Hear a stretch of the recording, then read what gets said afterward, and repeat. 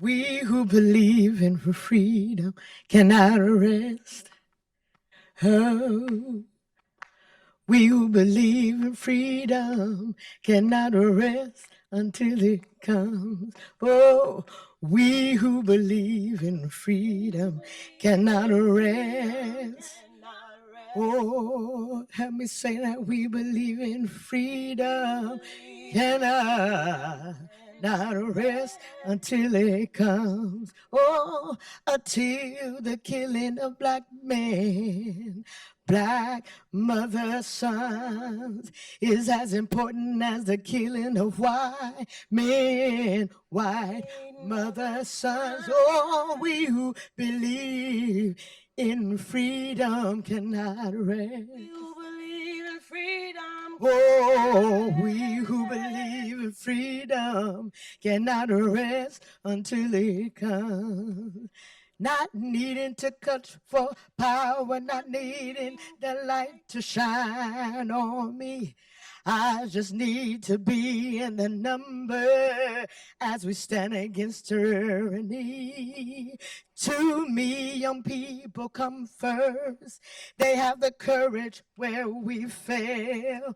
And if I can shine a light on them as they carry us through the ground.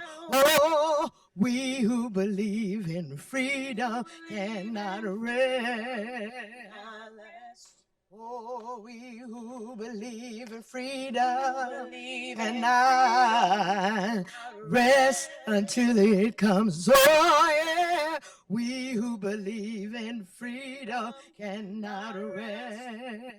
Oh, we who believe in freedom cannot rest till it comes.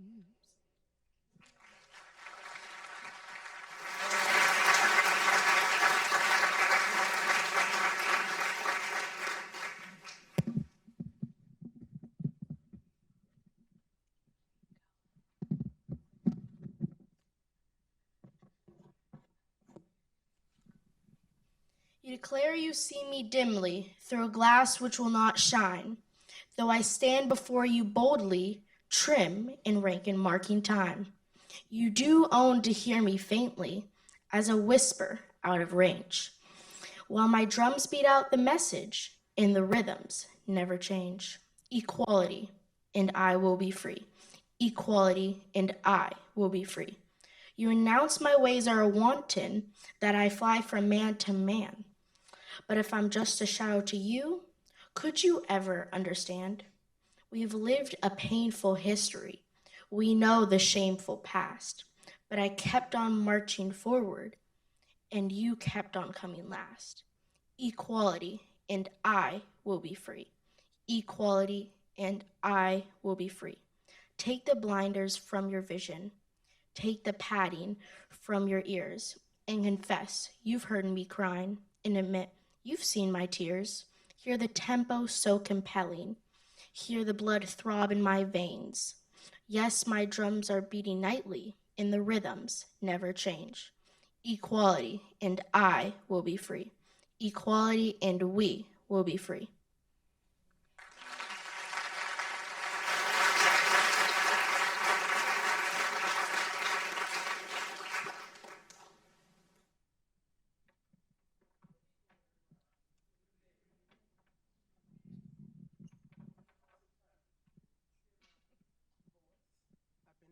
I speak rather loudly sometimes. Once again, good evening, everyone, and welcome. I would like to welcome our mayor, council members, our city manager, and our leadership team. Everyone, you have done my heart well. And then, most importantly, I want to welcome you, our community. Thank you so very much for being here tonight. I must admit, I wrote a nice speech and I deleted it. So, this is just me speaking to you. Why do we celebrate Juneteenth? Well, one reason why we celebrate Juneteenth can just simply stated, as we also call it Freedom Day. And it is called Freedom Day because many years ago, It took a very long time for over 250,000 men, women, and children to know that they were free. It took 2.5 years after President Lincoln signed the Emancipation for the enslaved men, women, and children in Galveston, Texas, were told of their freedom. So what did they do? They waited and they waited.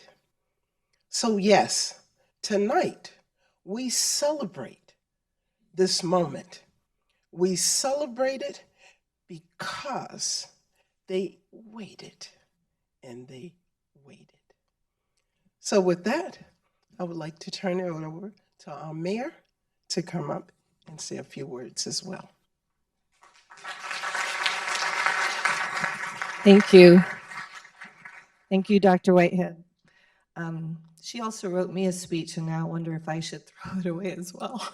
But my name is Lynn Robinson. I'm the mayor of Bellevue, and it's an honor to be here tonight to welcome you to our celebration of Juneteenth and reflection on its historical significance in Bellevue. Tonight, we'll listen to a panel of Black leaders who represent diverse professions, diverse organizations, and lived experience. We also get to enjoy the artistry of one of my favorite artists, Vanya Bynum, and her amazing arts group, VC Bynum Arts. I hope you'll take the time tonight not only to reflect on Juneteenth and its significance, but also on the amazing contributions that our Bellevue Black community has had to the region, to the culture, to the vibrancy, and to the success. I want to thank Dr. Whitehead and the Diversity Advantage team for bringing this programming to you today, to all of us, and for all the work that they do. You know, it's what you do that ensures that Bellevue becomes that even more welcoming and equitable and just place. Thank you so much, and thank you for being here. I'd like to introduce Councilmember Jeremy Barksdale.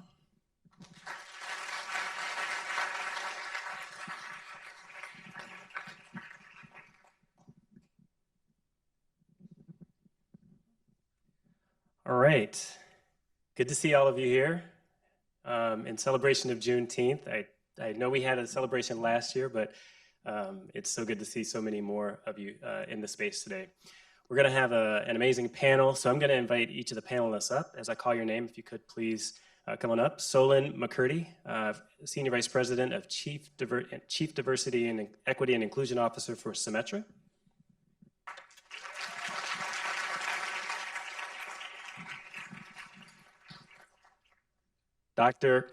This mic is going in and out. Dr. Consuelo Greer, Vice President of Diversity, Equity, and Inclusion at Bellevue College.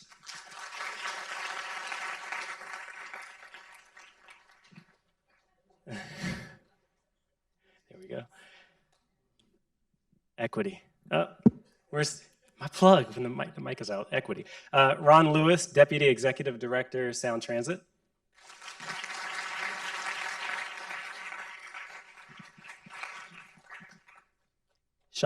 Sade Moore, Global Program Manager and President of the HQ Black Employee Network for Amazon.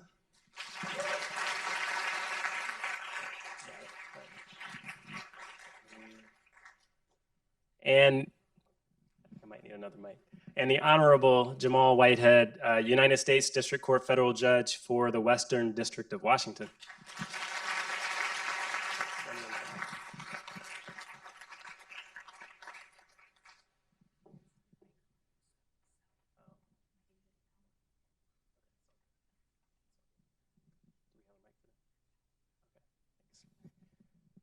All right, Juneteenth, as you've heard, celebrates the recognized and official abolishment of slavery in the United States. That all people, no matter their color, were and always will be free from the chains of chattel slavery. We must never forget that shameful period in our country's history when Black men, women, and children were legally not equal, but were the rightful property of another person.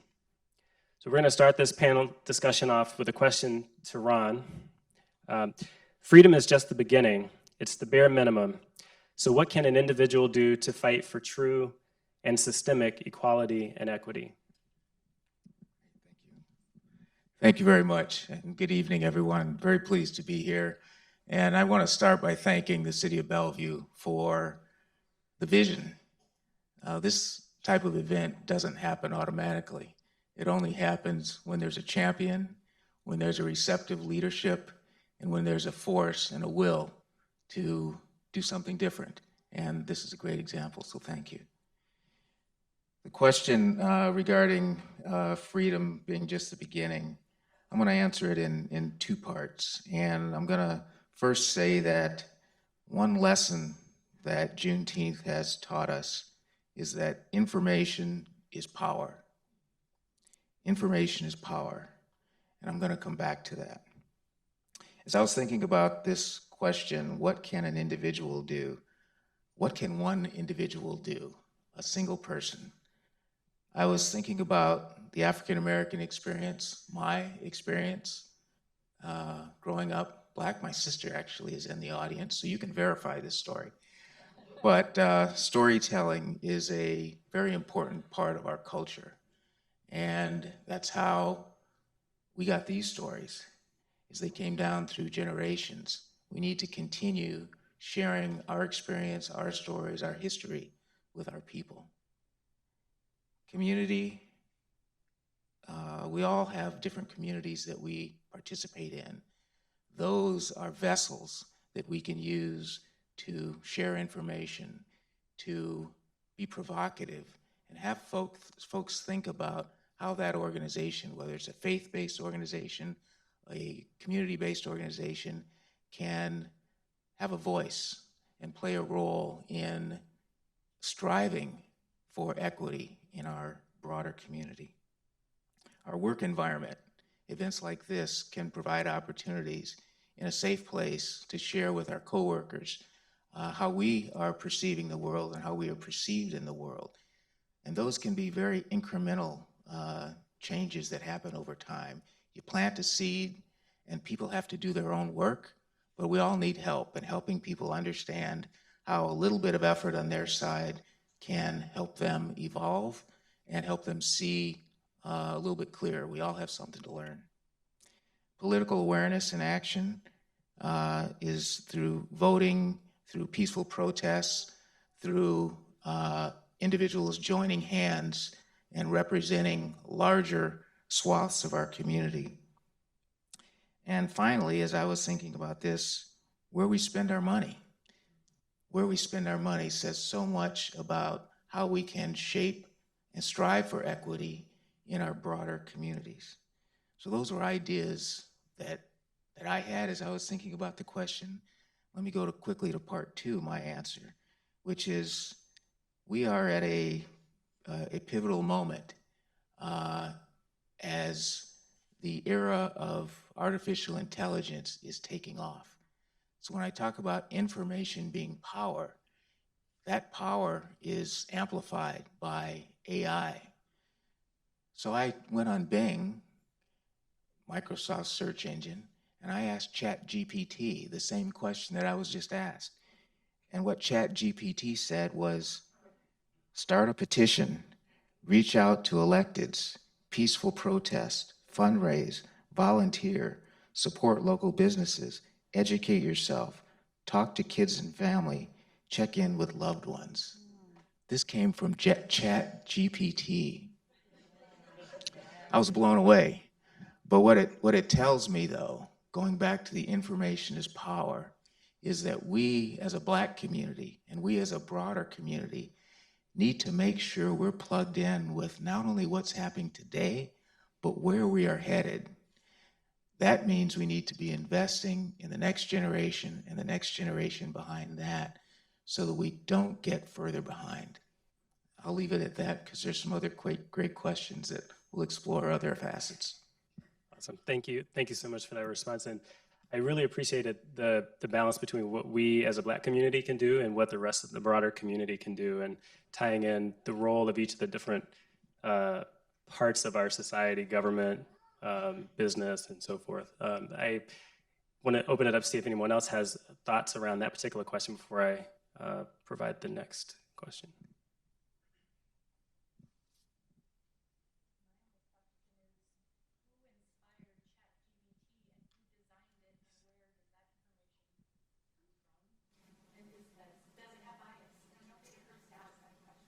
So I think maybe we can keep a parking lot of audience questions for maybe afterward. Thank you for that question.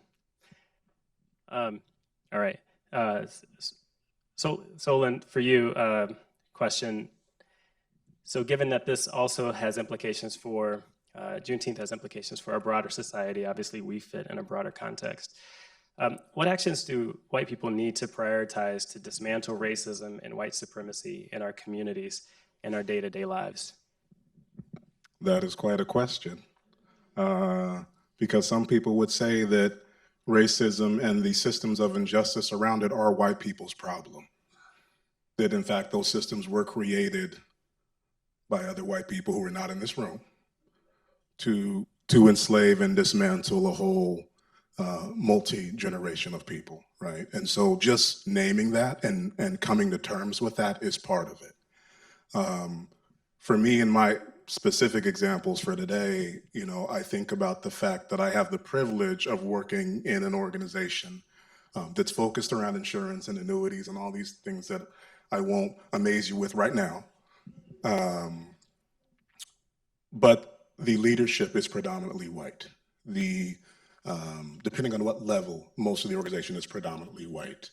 I sit in about 5% of a group of Black employees who are committed to this idea of financial freedom every single day for our organization and for the people we serve.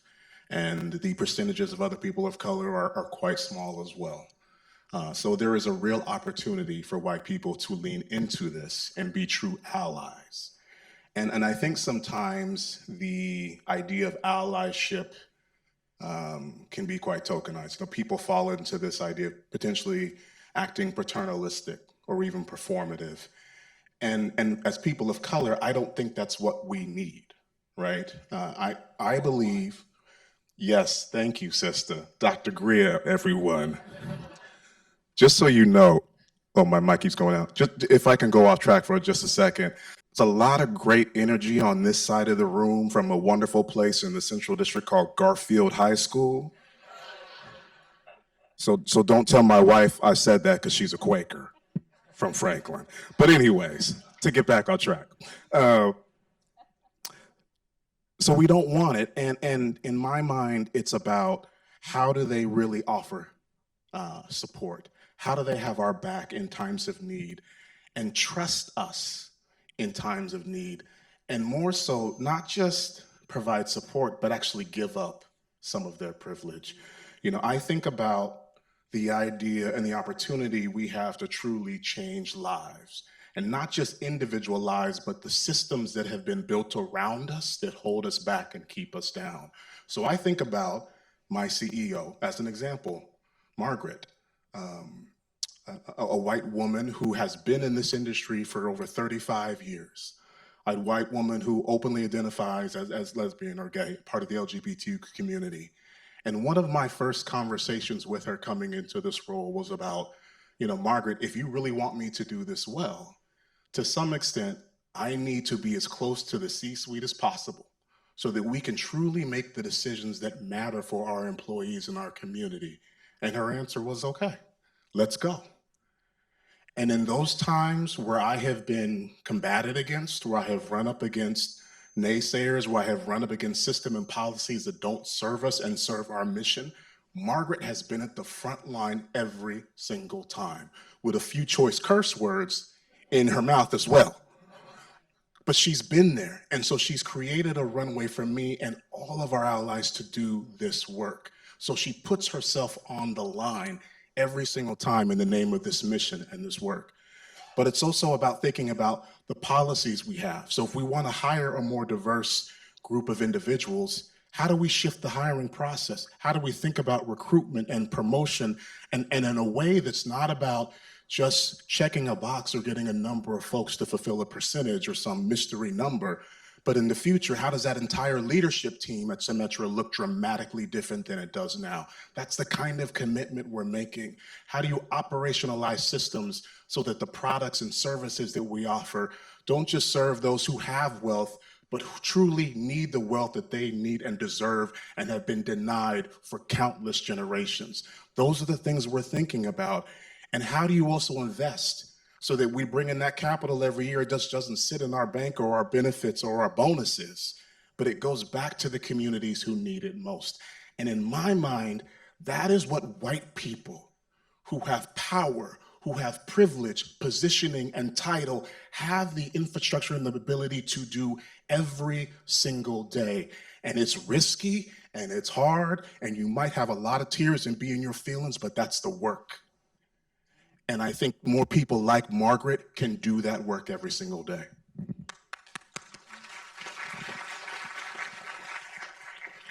You mind if I add on?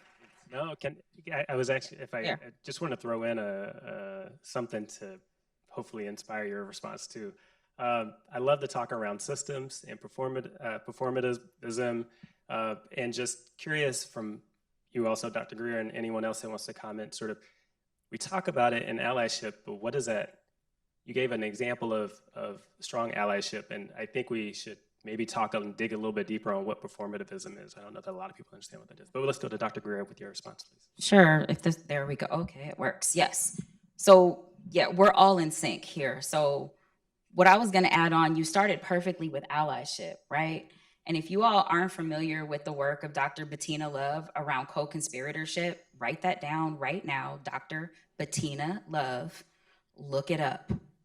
She has a wonderful talk that she gives about the difference between allyship and co-conspiratorship.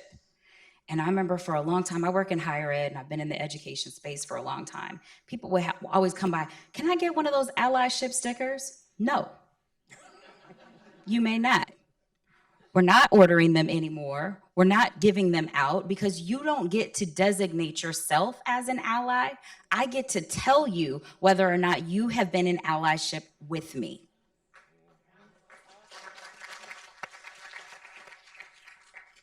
And then I'm not that interested in allyship. I want co-conspiratorship. If I'm going to jail for this protest, you jumping in front of me. Because we all have layers of privilege. And frankly, cisgender, heterosexual, white men, y'all have the most stacked up layered privileges. Whether you want to admit it or not, that's what it is. When Dr. Bettina Love talked about the story about Bree Newsom, the Black woman who climbed up a flagpole and decided to take down the Confederate flag. The whole story goes on, and she's going to tell it way better than I am. Look up the video, so I'm not going to do it justice. But the point is that she talked about how she wasn't there by herself. There were people who had her bail money ready. There were people who taught her how to climb. She didn't know how to climb. There was a white man who was there who saw the police coming with tasers to tase the flagpole. You can imagine what would have happened had she been atop of that. And he stopped and he used his privilege and his body and he put his hand on the flagpole. Why? Because he knew that in his white body, those police were not going to tase that flagpole. That is co-conspiratorship. So when we talk about what it looks like, you got to have some skin in the game. Not the sticker, not the bumper sticker, not the button, right? Like sometimes those can be important signaling things for people to know who's in the room and who has their back. But what you got to do is you got to show up. You got to speak. You got to say the things. And again, we all have different layers of privilege. I can tell people to call me Dr. Greer. I have an element of privilege in that. And there are rooms where I have to speak and speak loudly because other people who look like me and don't have that doctor cannot do so. All of that, right? My skin gives me privilege. My husband used to play football. He is a tall, darker skinned Black man. There are places where we walk where I got to walk first. Knowing the privileges that you have, leveraging those things for everyone. Equity is not about being nice. Equity is about making sure that our outcomes begin to look the same. And what does that mean? That means we got to go ahead and humble ourselves. We have to think about the privilege that we have, leverage that for other people. We have to use our voices. We have to speak up, and we have to put our hand on the flagpole when we see danger coming for other folks.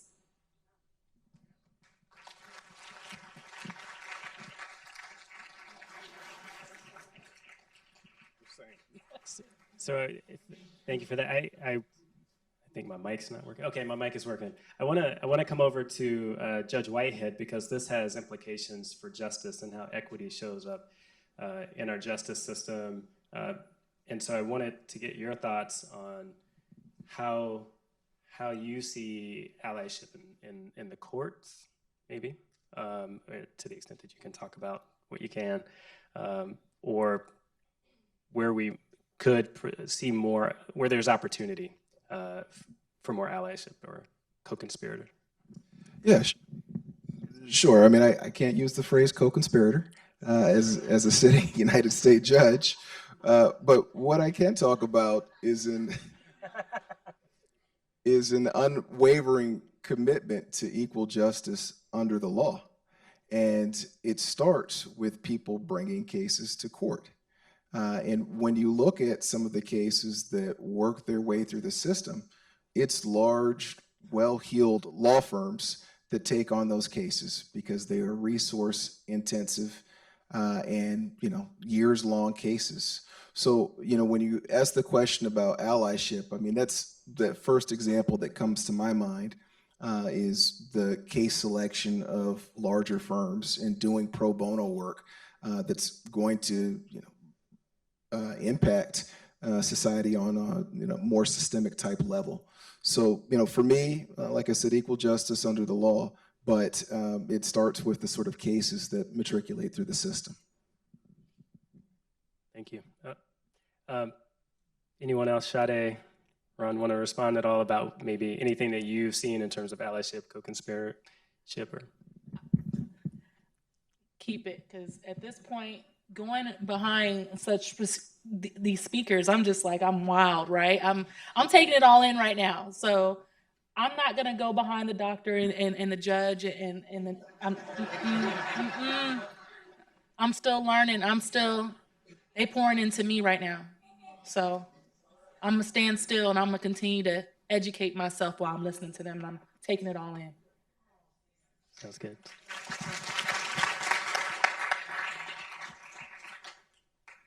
So Judge Whitehead, one follow-up to that, given what you've seen in the courts, who is a Black, either historical figure or a Black inspiration that influences the work that you do? Yeah, I mean, I can say without a doubt, Thurgood Marshall. I mean, I think that's a name that we all know and that certainly comes to mind. I mean, if we look at many of the gains that Blacks have made in America in civil rights, there are lawyers like Thurgood Marshall advancing the cause through the system and making change in that way. But I never met Thurgood Marshall. I have met United States District Court Judge Richard Jones. That's the man whose seat that I took. And when I look at the example of the work that he's done within the community, not just hiding in the ivory tower of the courthouse. I could come in my little secret parking garage, take my secret elevator, go to my my little office and not see anyone, but certainly being a person of the community. I think that's a model that we should all emulate. And when I think about the responsibility as a Black lawyer, I look to the contributions of people like Limbert Howell and the work that he did in taking on civil rights cases when no one else would. I look at the contributions of the Honorable Charles Haley, Donald Haley, rest in peace. I look to Charles Johnson and the contributions that they made and the organization that they started, Lauren Miller Bar Association, that I had the privilege of being the president of. Its namesake, another lawyer, Lauren Miller, litigated the Shelley v. Kramer case, outlawing restrictive racial covenants in the deeds to homes. So, when I think of people that have impacted my career that I look up to, certainly Thurgood Marshall, but please believe there are people here in our community that have done the work and that continue to do so. Thank you.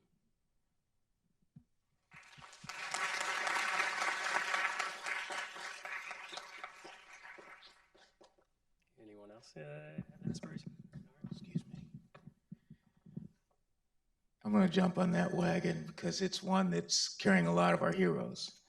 One of mine, staying local, is former Seattle City Council member Sam Smith. And I don't know if you've been around long enough to have remembered Sam Smith on the City Council, but he was a black man who led by values.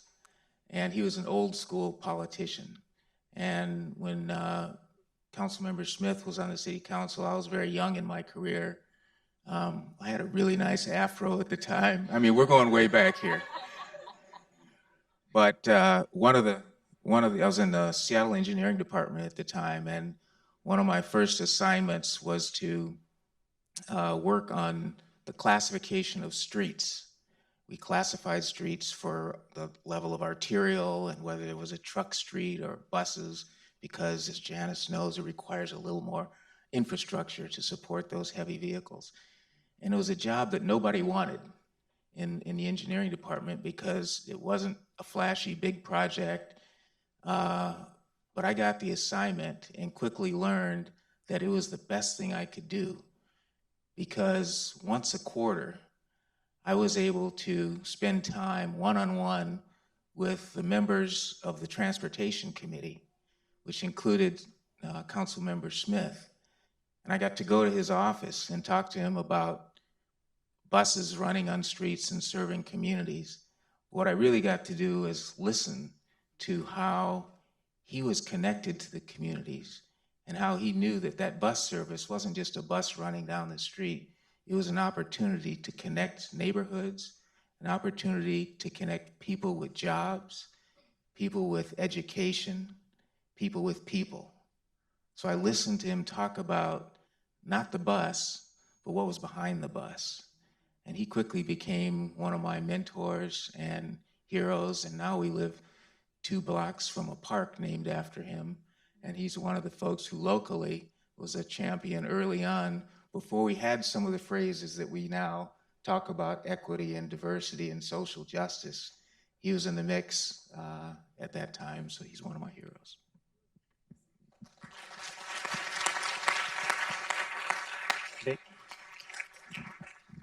I'll try to keep it short because I can be long-winded sometimes.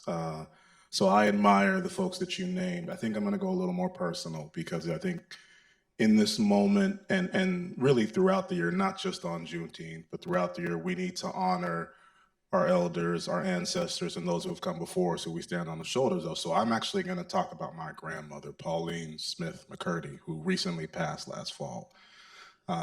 She was my maternal grandmother, and I just looked to her and the example that she set for me, because she was the one who really taught me many things about, having faith, and taught me how to pray, and taught me how to believe in something higher than me in those times when we didn't have anything else.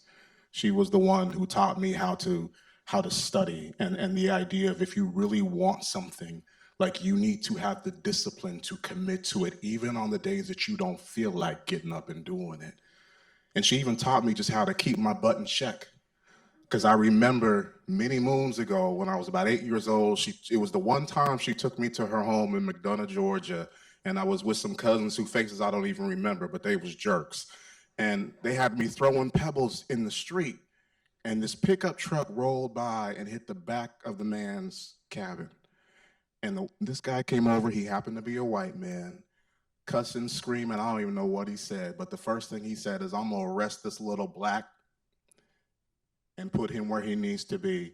And my grandmother walked up to this man and said, I'm gonna try it and see how fast I cut you. And when that man got in his truck and left, my grandmother grabbed me and she said, don't you ever embarrass me again, you little fool. But she taught me in that moment about how to show up and how to show out and act right. And for every switch and whooping that I might have got from her, she gave me the foundational pieces about being a man and a black man in this community. And even more so, I remember when I got my first job and graduated from college, and I wanted to make all this big money, which I'm doing okay now, but she said, baby, it's not about the money, because you're not the first to do this and you won't be the last. So what are you gonna do to blaze a trail for those who are coming after you? And so this idea of centering community, being engaged and active in community, that has stayed with me my entire career, from when I was working in the nonprofits to being in intermediary organizations. to even now being in the corporate space, I lead with that idea in mind because my grandmother set that tone for me as a shero in our community. So may she rest in paradise because she has given me all the values that I hold.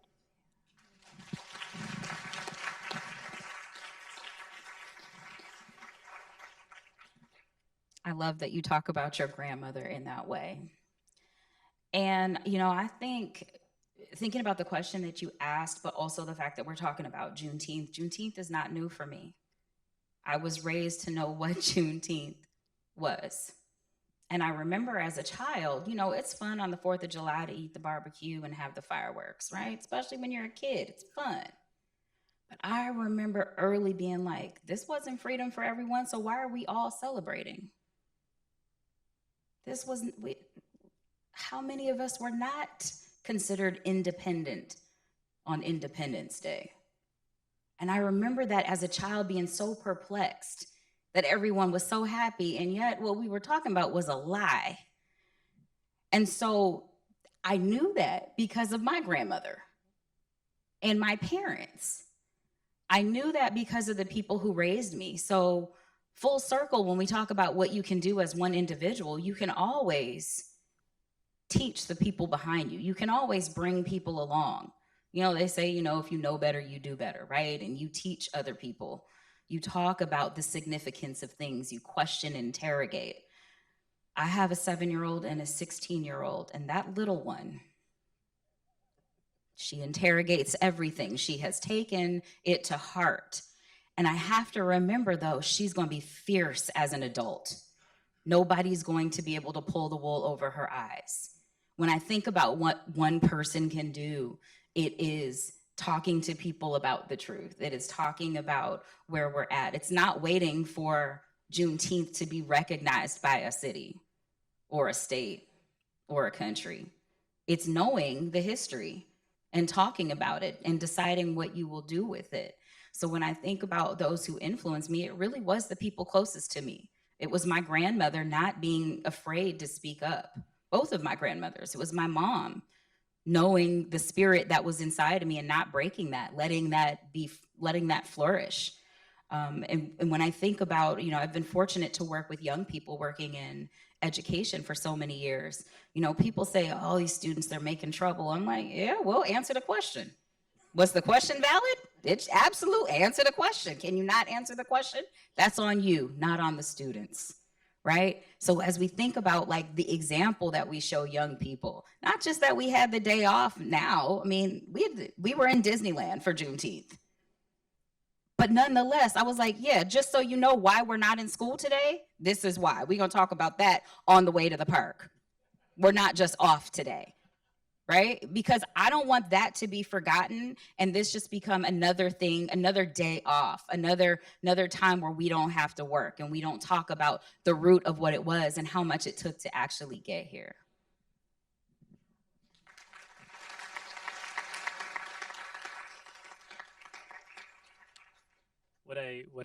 Goodness, this mic.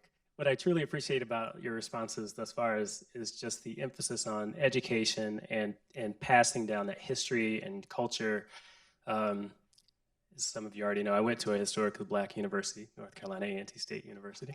Just to say, Aggies, and just can't say enough about how much that plays into our development as a community and as a people. So this one's for you, Sade. How can, given all of what's happening in terms of curriculums across the country, how can parents push school administrators and educators to include Juneteenth and other elements of the U.S. Black history in their curriculum and foster meaningful conversations about this day and its meaning to young people? So normally I don't like using microphones because I talk a lot louder than this, but when I got this question and I seen this question come through, the first thing that I thought about was, uh-oh, this sounds like that's my phone going off. It should be on silent. But hey, work never stops, right? Even through this week. But I like data. I work at Amazon, right? So I am a mother. I have a 13-year-old daughter who is completing 7th grade tomorrow and is going into 8th grade. And just out of a show of hands, right? We have a lot of parents in here, but how many of you are active in your child's everyday activities in school? You show up to school, you talk to the principal, you talk to the teachers, you talk to the staff. Okay, a few of you, that is me. I wish I could put both hands up, right? Amongst all the many hats that I wear at such a young age, I will not say that over the mic, but I am my daughter's school PTA president. And this is my 2nd year. I'll be going into my 3rd year as in PTA. And it's in truly, sorry, I'm gonna take this off. Some folks might need it. Oh, okay. I just feel like I'm echoing, right? So I'll keep this a little bit back here. But I show up all the time to my daughter's school, and I'm finding ways to engage and create relationships with her teachers. Academically, I walk the hallways. I have annual meetings with the principal.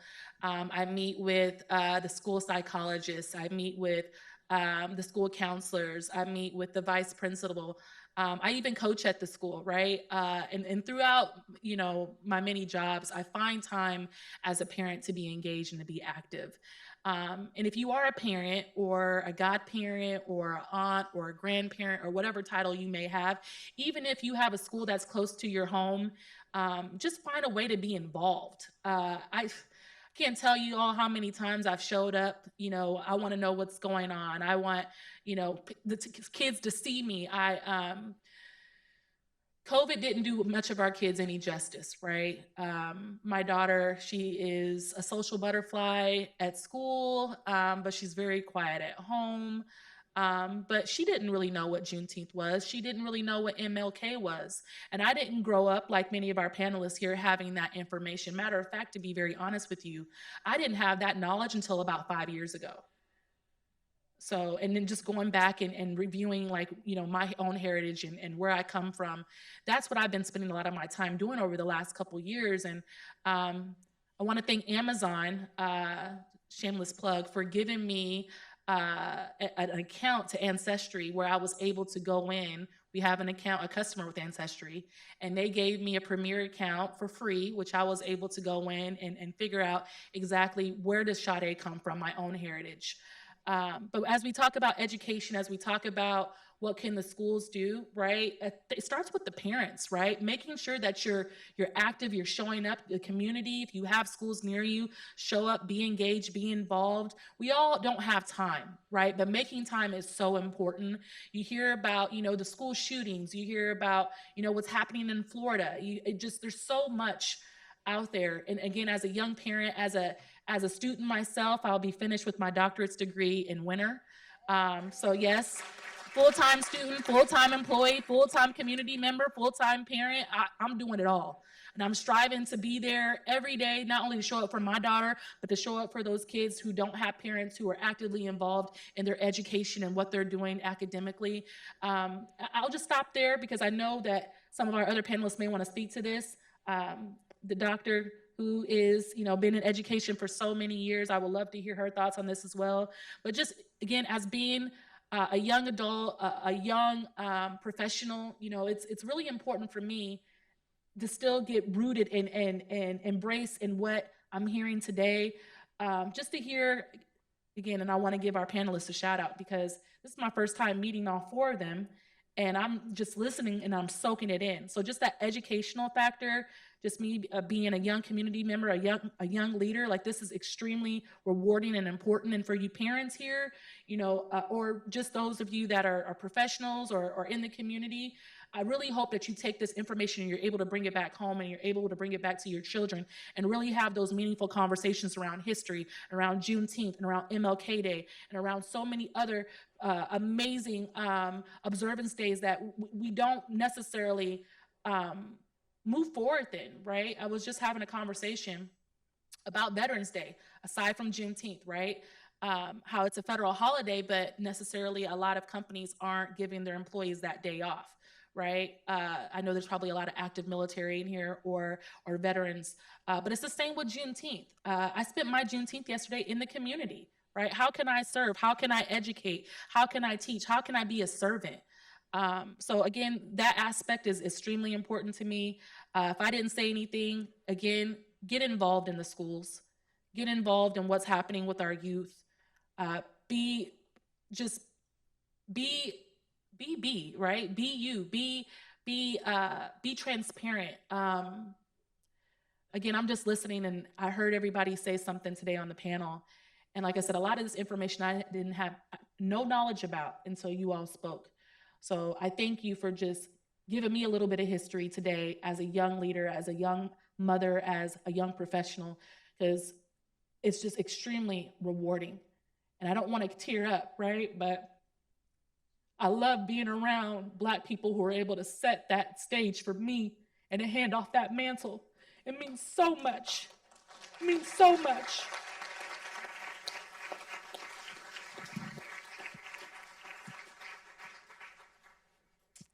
I have nothing else to say unless anyone wants to comment. Thank you so much for that. Thank you. And you said it right. I mean, certainly whatever role you have in a young person's life, advocate. The superintendent of my district knows me. We've only been back here for 2 years because those emails are important. And I'll show up at your office too, and I'll knock and I'll wait. Because, you know, we educators are amazing, first off. I mean, they do a thankless job that many of us could not do. It takes amazing patience and skill to just manage a classroom, let alone get any education in there. So it requires support and patience.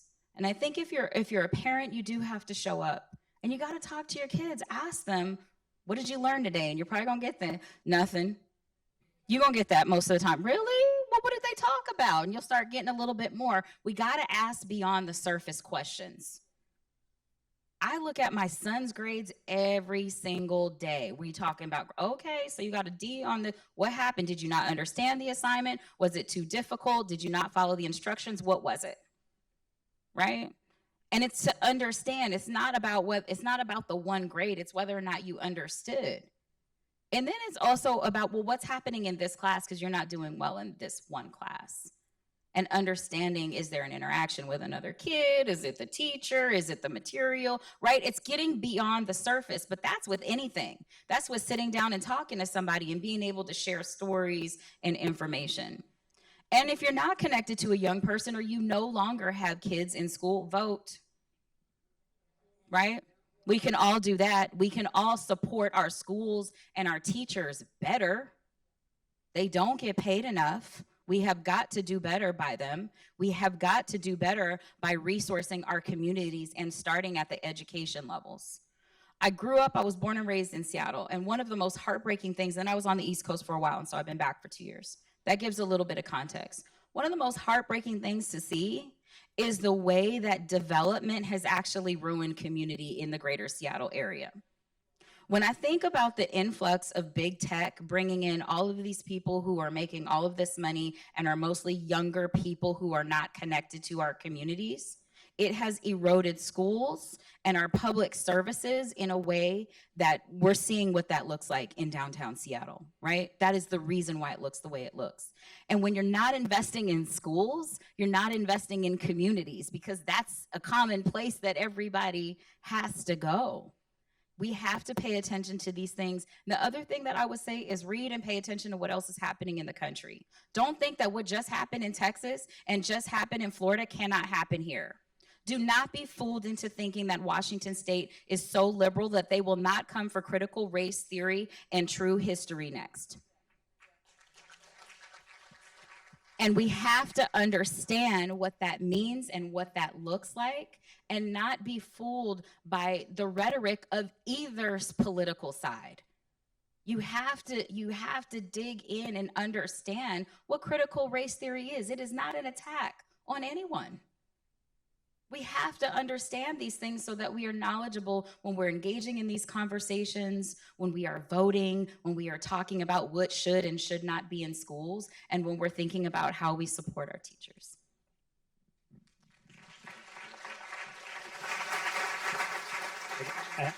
Unfortunately, I have to wrap it up, but we're just getting going into a bit more of the meaty topics here. But I guess I just want to say thank you to each of our panelists for